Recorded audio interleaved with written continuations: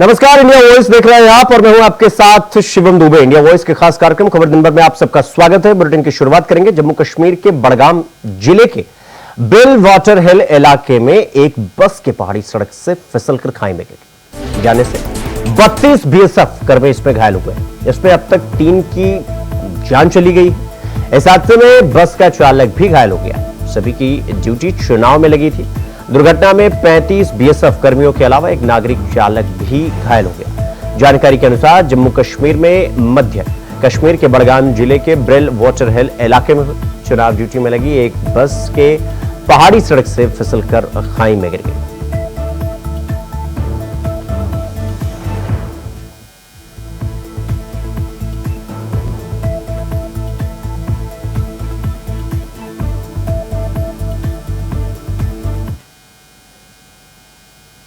वहीं प्रधानमंत्री नरेंद्र मोदी महाराष्ट्र के वर्धा पहुंचे आज, जहां उन्होंने राष्ट्रीय प्रधानमंत्री विश्वकर्मा कार्यक्रम में भाग लिया। इस कार्यक्रम के दौरान प्रधानमंत्री विश्वकर्मा योजना के लाभार्थियों को प्रमाण पत्र और ऋण जारी किया गया।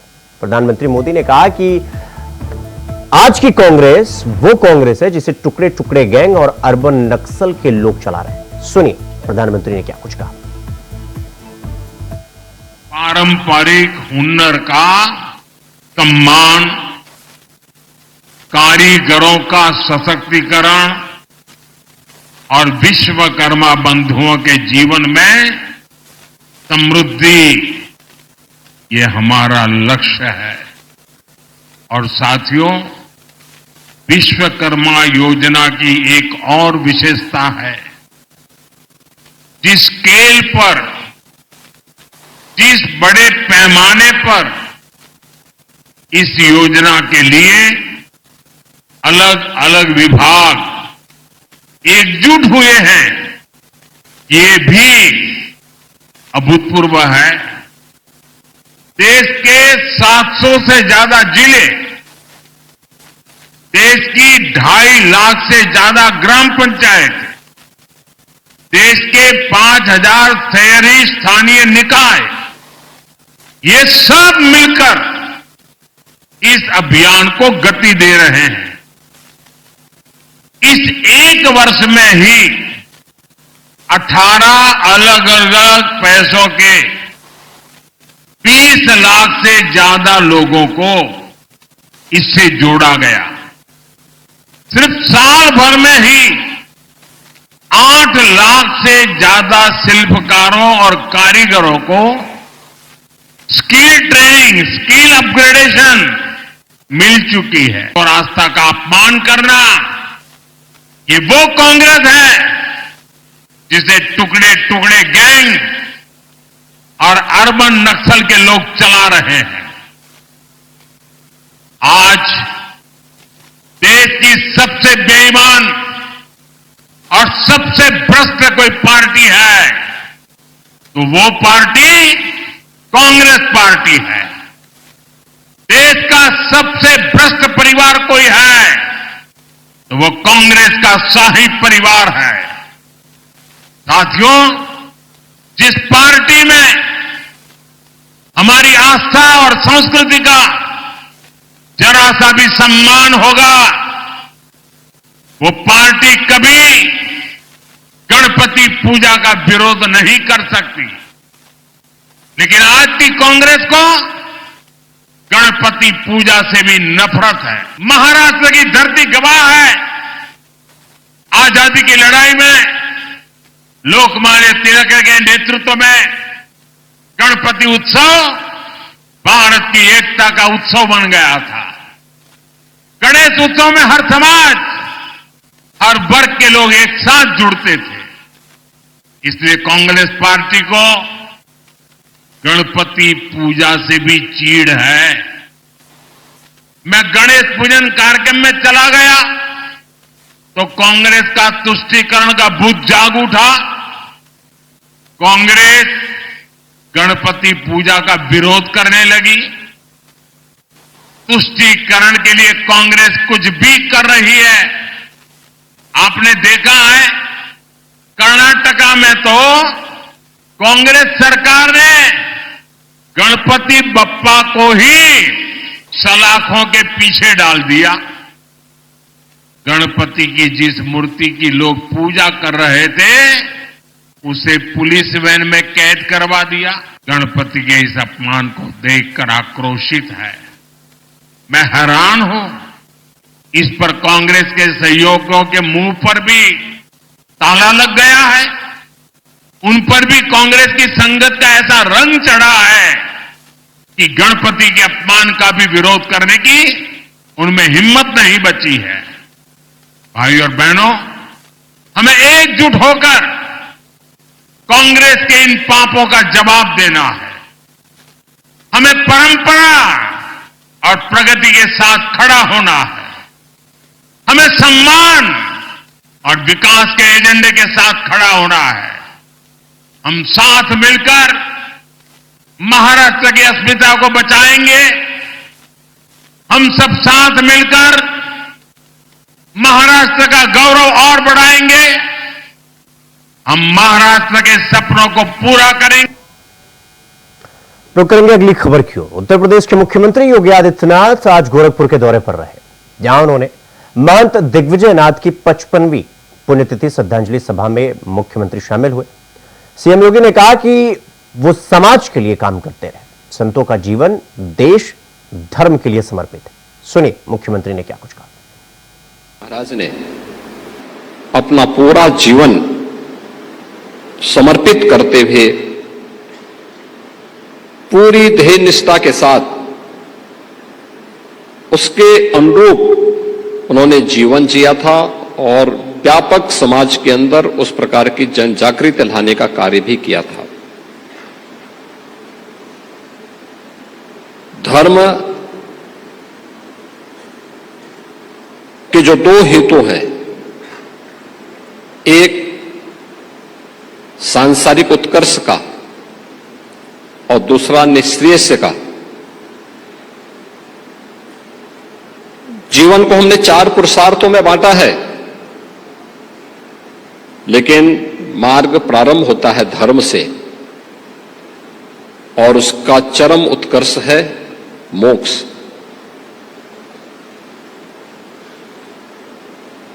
धर्म के उन लक्षणों को अंगीकार करते हुए उसके अनुरूप जीवन जीते हुए उनका पूरा जीवन समर्पित था। सांसारिक उत्कर्ष के लिए क्या कुछ आवश्यक है, इसके लिए एक सभ्य समर्थ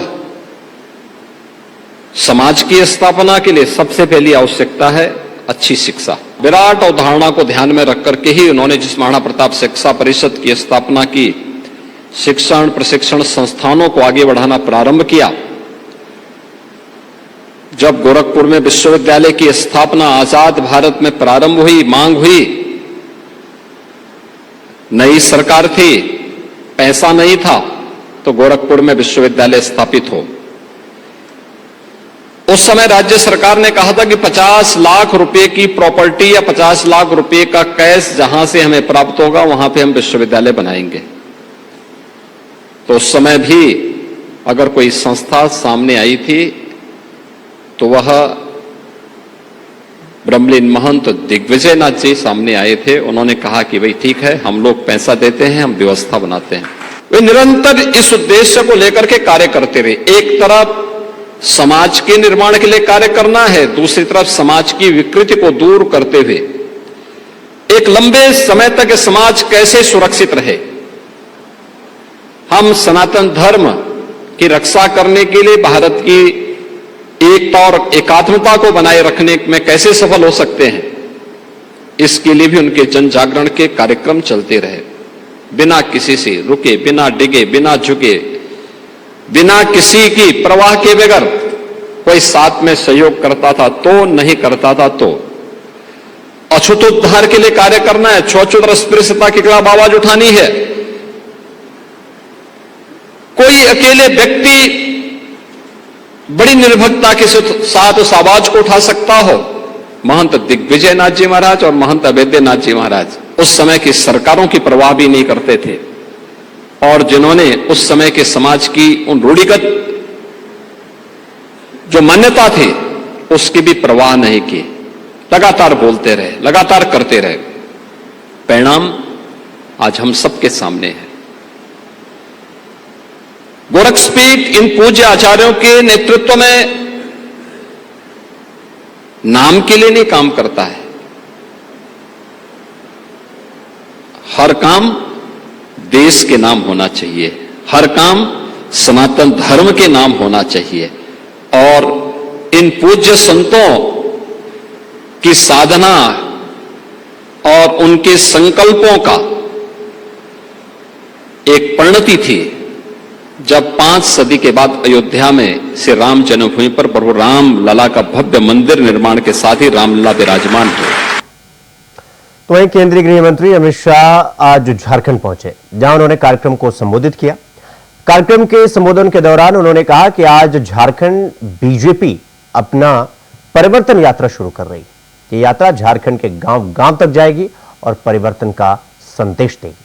सुनिए उन्होंने क्या कुछ कहा। गांव गांव में जाएगी, घर घर को पहुंचेगी और एक परिवर्तन का संदेश देगी। परिवर्तन किस चीज का करना है? मुख्यमंत्री का परिवर्तन नहीं करना है। जेएम और कांग्रेस की जगह भाजपा की सरकार लाने का परिवर्तन नहीं करना है।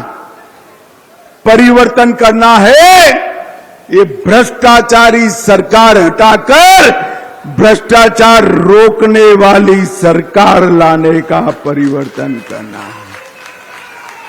परिवर्तन करना है ये आदिवासियों की भूमि, आदिवासियों की बच्चियां और आदिवासियों के संस्कार को घुसपैठियों के हाथ तबाह करने वाली सरकार हटाकर चुन चुन कर घुसपैठियों को देश के बाहर निकालने वाली सरकार लाना है। हमारे किसानों का आय बढ़ाने वाले नरेंद्र मोदी जी की समर्थन करने वाली सरकार लाना है। और मेरे आदिवासी युवा, मेरे युवा भाई बहन यहां से देश भर में रोजगारी के लिए जाते हैं, इसकी जगह रोजगारी ये संथाल परगना में आए ऐसी सरकार लानी है। भाइयों बहनों, हम मुख्यमंत्री सिर्फ बदलना नहीं चाहते, हम झारखंड को बदलना चाहते हैं। आज मैं याद कराना चाहता हूं, झारखंड की रचना भाजपा के प्रधानमंत्री अटल बिहारी वाजपेयी ने की और हेमंत सोरेन की सरकार ने जन कल्याण की जगह घुसपैठिया कल्याण अपनाया है। भाइयों बहनों, आज पाकुड़ जिले में हिंदुओं और आदिवासी झारखंड छोड़ो ऐसे नारे लगते हैं।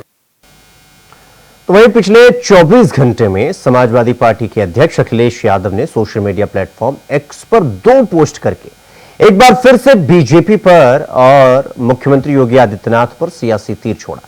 मगर अखिलेश के इस ट्वीट पर भाषा पर पाठ पढ़ाते पढ़ाते अखिलेश ने खुद ही भाषा और मर्यादा की सारी सीमाएं लांघ दी। ये रिपोर्ट देखिए। इस माफिया में कोई ज्यादा फर्क नहीं होता है।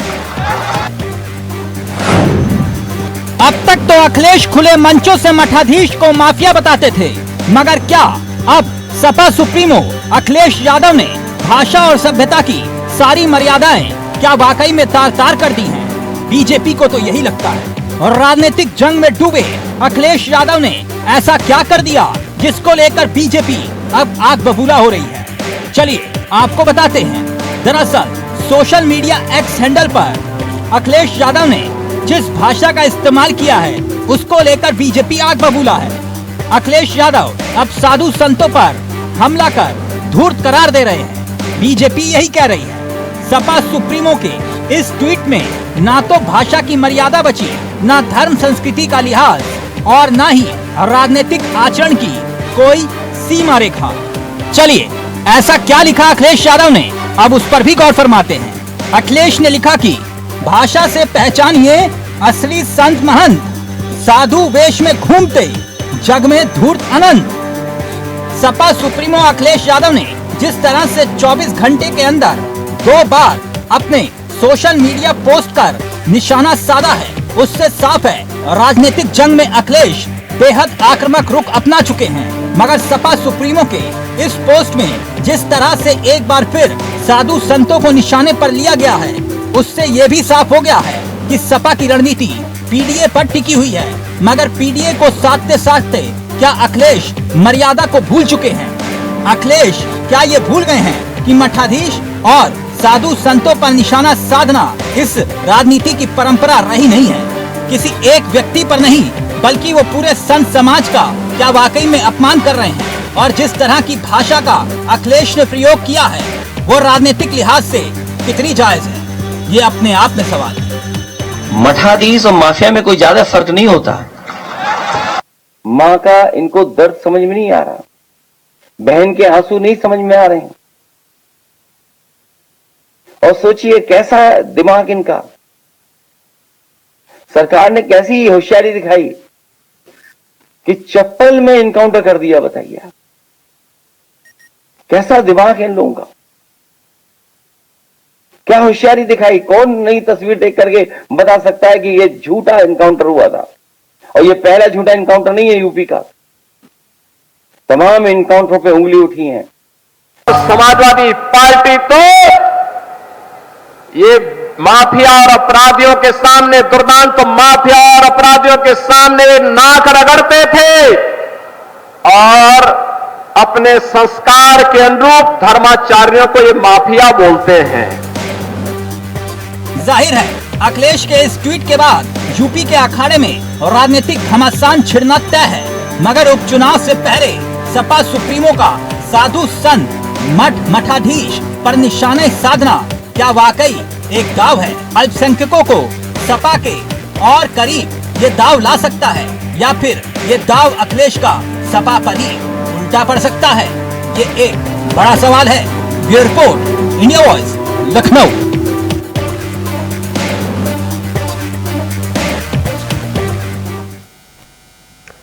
खबरों में आगे बढ़ेंगे। भदोही सपा विधायक जाहिद बेग और उनके बेटे का जेल ट्रांसफर किया गया है। विधायक को जिला जेल नैनी प्रयागराज और बेटे को डिस्ट्रिक्ट जेल वाराणसी भेजा गया। बताया जा रहा है कि प्रशासनिक कारणों से उनका जेल ट्रांसफर किया गया है। आपको ये बता दें कि नाबालिग नौकरानी के आत्महत्या के मामले में विधायक ने न्यायालय में आत्मसमर्पण किया था। 2 दिन पहले अभियुक्त के तौर पर विधायक के बेटे को पुलिस ने न्यायालय में पेश किया।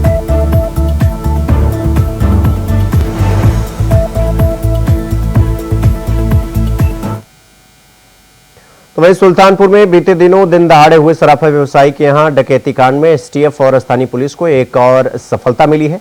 पुलिस ने 1 लाख के इनामिया अजय यादव को मुठभेड़ के दौरान गिरफ्तार कर लिया। पैर में गोली लगने से बदमाश घायल हो गया और उसे अस्पताल में भर्ती करवा दिया गया है, जहां उसका इलाज चल रहा है। साथ ही पुलिस आगे की कार्रवाई में जुटी है।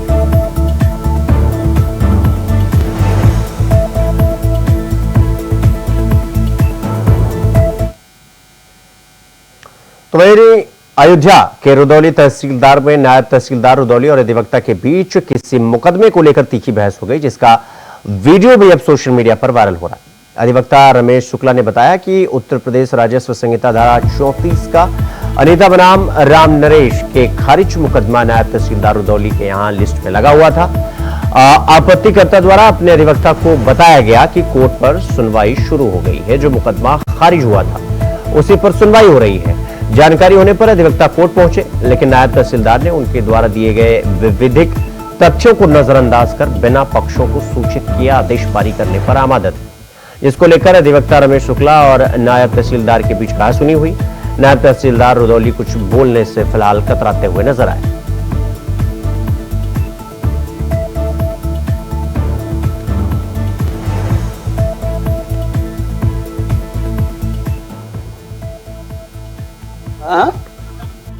कि नायब रुदौली और मवई का जो प्रभार जिनके पास मौजूद है, उनके यहाँ पे मेरी एक पत्रावली अनीता बनाम राम नरेश क्रमांक नंबर 8 पे दर्ज थी।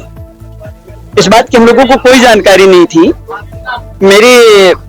मेरा मुवक्किल था उसने आके मुझे बताया कि सर वहां चलिए, नायब साहब को ऑर्डर चल गई है और वहां पे पत्रावली की पुकार हो रही है और मेरी भी पत्रावली की पुकार हो रही है सर, जबकि पत्रावली तो आप कह रहे थे खारिज हो गई है। तो मैं यहाँ से गया अपने अधिवक्ता साथियों के साथ, जो मेरे उसमें टीम में अधिवक्ता थे। मैंने देखा तो मेरी पत्रावली वो काज लिस्ट में चढ़ी थी।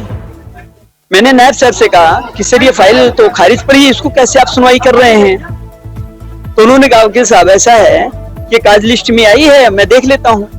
उन्होंने फर्दे काम को देखा। फर्दे काम में लिखा हुआ था कि वादी अनुपस्थित, वादी के विरुद्ध एक पक्षीय कार्रवाई की जाती है, पत्रावली दाखिल दफ्तरों, और उस पर पीओ का हस्ताक्षर था।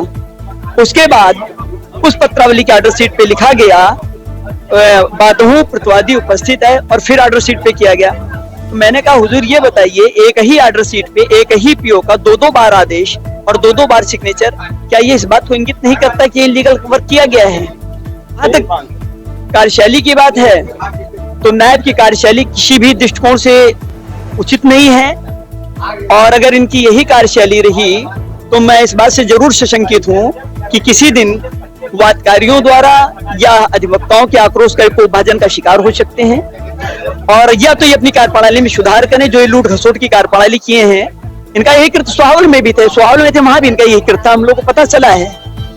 तो ये अनावश्यक रूप से कार्रवाई करते हैं, इनको कोई जानकारी नहीं, लॉ मैच्योर है।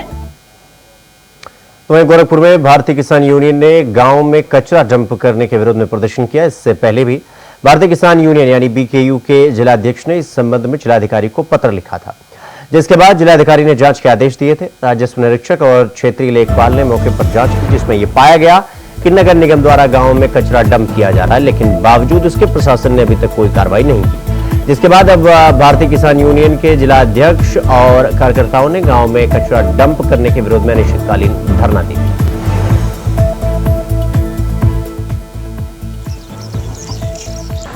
जानवर, पशु, नवजात शिशु और कचड़े हॉस्पिटल के मवेशियां मरी हुई, पशु, ये शहर को के कचड़े जो भी हैं ये चौरी चौरा सरदार ब्लॉक अयोध्या चक गाँव में डंप किया जा रहा है, जहां घनी आबादी है। संक्रामक रोग फैलेंगे, यहाँ पर अस्थमा, टीबी, कैंसर के मरीज होंगे लोग, और आज हालात ये है क्षेत्र के लोग रोटी नहीं खा पा रहे हैं। इसके बदबू की वजह से लोग परेशान हैं और हालात बिगड़ती जा रही है। और यहाँ के लोग नगर आयुक्त कहते हैं मैं शहर को मॉडल बनाऊंगा और हमारे ग्रामीण क्षेत्र को कचड़ा बनाएंगे, और कचड़ा बना रहे हैं। स्थिति यह है, कभी ये चौरी चौरा सरदार नगर चौरी चौरा परिसर में सरदार नगर एक गीडा था, उद्योग का क्षेत्र था। यहाँ के लोग गीडा कहते थे इस क्षेत्र को। आज क्षेत्र की सारी इंडस्ट्रियाँ बंद हो गई हैं, तो कबाड़ हो गई हैं, तो यहाँ कबाड़ गिराया जा रहा है, कचड़ा गिराया जा रहा है, मलबा गिराया जा रहा है। इसको लेकर हम अनिश्चितकालीन धरना प्रदर्शन पर बैठे हैं, और जब तक हम लोगों को प्रशासनिक अधिकारी आकर के लिखित मौखिक नहीं लिखित देंगे, कचरा नहीं आएगा, कचरा नहीं जाएगा, तब तक हमारा आंदोलन चलेगा।